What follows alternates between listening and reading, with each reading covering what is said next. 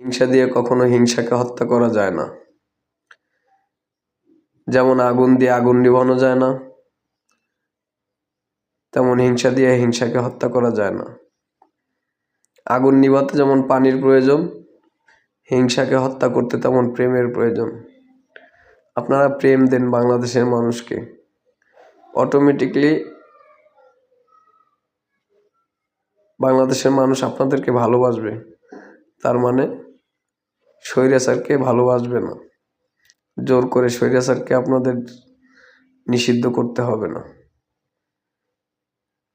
এমনিতেই আপনাদের প্রতি মানুষের ভালোবাসা থাকবে।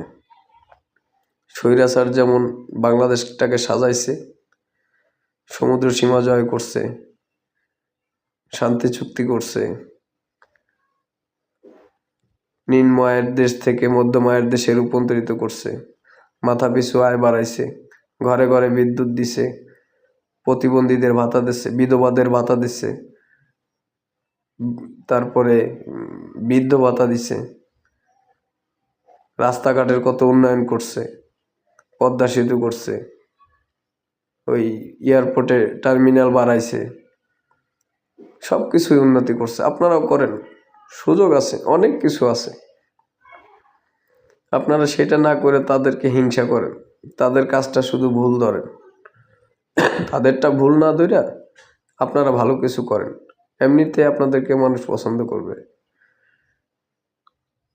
ওই জোর জুলুম, হত্যা, মামলা, মানুষের কণ্ঠরোধ করে কিচ্ছু করতে পারবেন না।